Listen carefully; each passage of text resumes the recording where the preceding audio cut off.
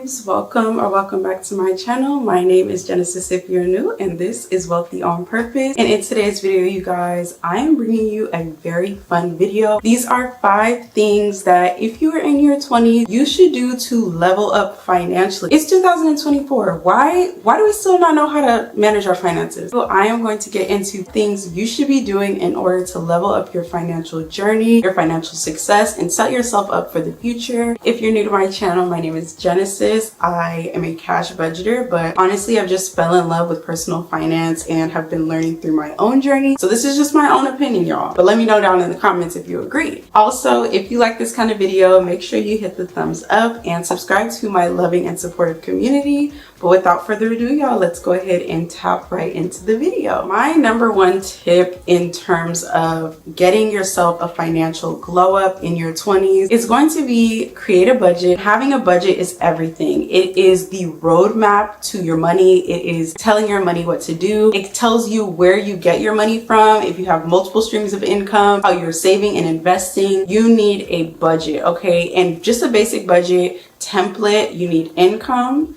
You need fixed expenses, things that do not change, things that you have to pay for every single month. You have variable expenses, things that change, things that you will not buy every month. And then you have your savings and investments, which we'll get into a little bit later. I use an Excel sheet and I also use the cash budgeting system. Those are like, me and those 2 things is like this. We locked in, okay? So those are my 2 methods, and I recommend, there's so many free templates. There's so many videos on how to budget. So I definitely recommend go ahead and start with a budget. It will drastically improve your financial situation. And make sure your budget also includes money for your spending. You need to be budgeting how you're spending your money. So give yourself money to spend every single month. Give yourself money to get nails done, whatever the priorities are. If it fits in your budget, just make sure you have it there in your list so that you know what you're spending your money on. Number 2 is going to be get a high yield savings account. I did not know this until I joined the cash budgeting community, but there are regular savings account like at your normal banks like Chase, Wells Fargo, your local credit union, etc. Like you have those kind of savings accounts. And then you also have high yield savings accounts. These are saving accounts that usually sometimes come in online banks, but not a lot of like actual banks have them. I think Capital One has a high yield savings account, but for the most part, a lot of them are online. So the difference between a regular savings account and a high yield savings account is a savings account just sitting in your bank at Chase, like I bank with Chase. It is going to give you like a 0.01% return on your money. So your money's sitting in there. Say you have $1,000,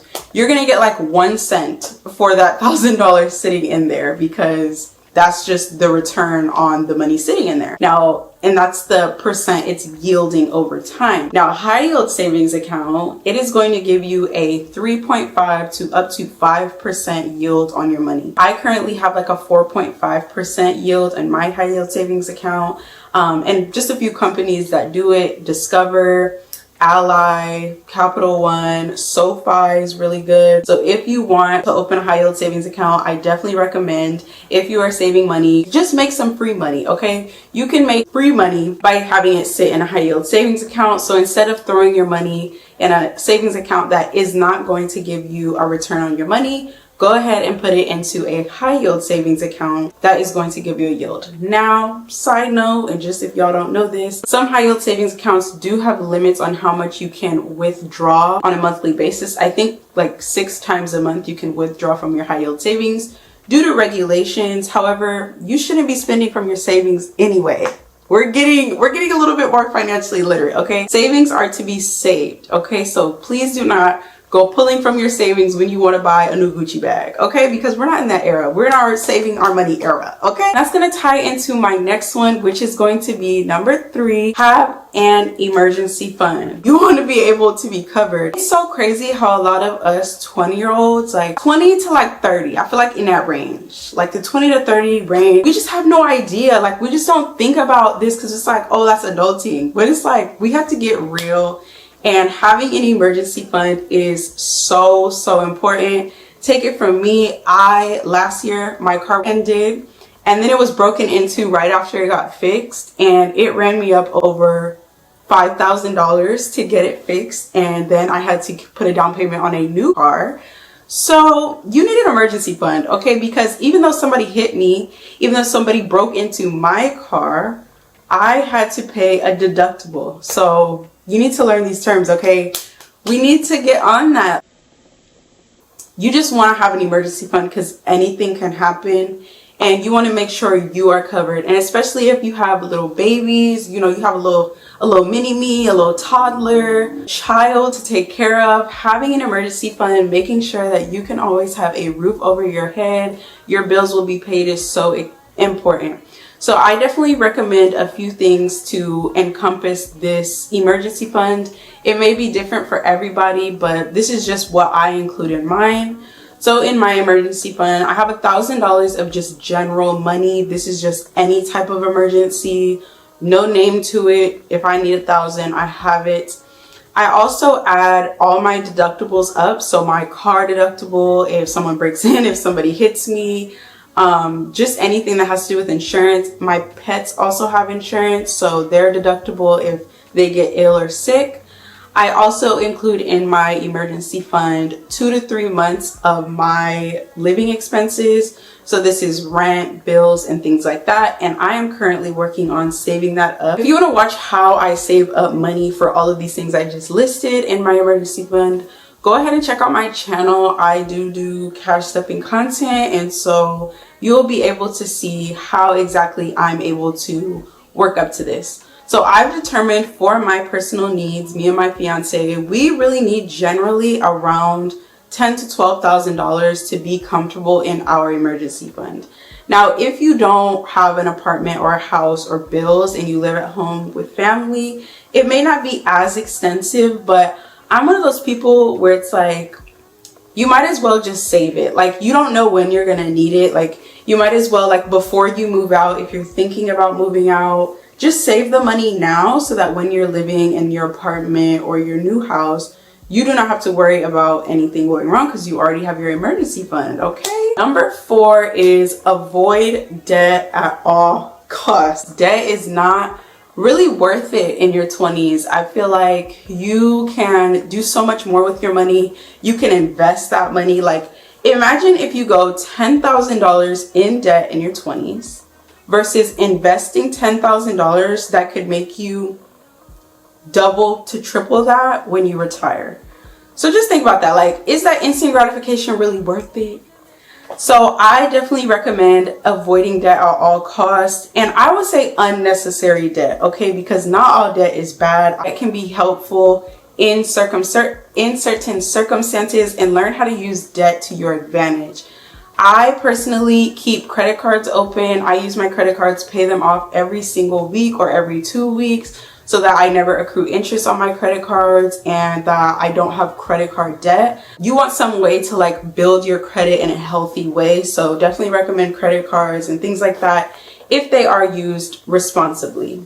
However, I do, like I said, recommend avoiding like consumer debt. Like, if you just want to go out and buy, you know, whatever TJ Maxx, Target runs on your credit card, and then all of a sudden you're $20,000 in debt. It's just so detrimental in your 20s. And I just want to inform you guys, like, if you can, stay away from debt. It's not worth it. If you want something really bad, I recommend saving up for it first and sitting on it a little bit. Like, make sure that's actually something you want. If you want a designer handbag, you know, save up for the handbag and then really think, like, do I really want this? Is this going to be a good purchase for me? Just like use the 48-hour rule. Like, if you're still thinking about it 48 hours later, you probably really want it. So go ahead and buy it if you have the money for it. And number 5 is going to be open and invest in an investment account. I personally have Fidelity. Nothing but great things to say about Fidelity. The app is easy to use. It's really easy to like connect to your bank to deposit. It's just so easy, user friendly. And in your 20s is a great decade of your life to start investing for your retirement. I know we hear retirement and we're like, adulting, like, no. But best believe you can retire a multi-millionaire, okay, if you just start now. Like, start in your 20s. I don't care if you have $10, $20 here and there, just like add. Just keep adding into it, just as much as you can. A lot of financial channels and things represent or recommend 10 to anywhere from like 20 to 10% of your income to go to investing. But honestly, if investing is just so scary to you and it's just something you're not knowledgeable about, I definitely recommend just start with something and build up over time, because investing is so important for your future. That's something I just did for my New Year's. Opened my investment account, made my investments, and it just feels so good to know I'm taking the correct steps in order to, fulfill my financial journey along the way. So those are my 5 tips. Let me know what you guys think. Do you guys agree? That is all I had for you guys today. I hope you guys enjoyed this video. It was a quick video, and if you are a subscriber and you've been here for a while, a part of the fam, let me know what you think about the switch up in content. I know I just kind of flipped the switch on y'all, but I will of course be coming back with my cash stuffing videos. I just wanted to talk about this because it was like weighing on my heart, and like I wanted a video that I wish I would have heard when I was like 18, 19, entering this decade of my life. But yeah, let me know your tips. What did you do to set you up for financial success? Or what did you wish you would have done? Let me know in the comments.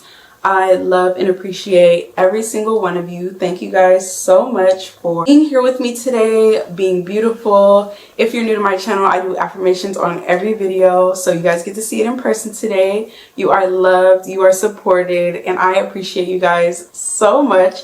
You are on the right path. If you clicked on this video, you probably are thinking about getting your life together, so I'm so proud of you for that. Keep going, and I can't wait to see you guys in my next video. So stay well. You can bank on it. You can put 100 grand on it. Anything.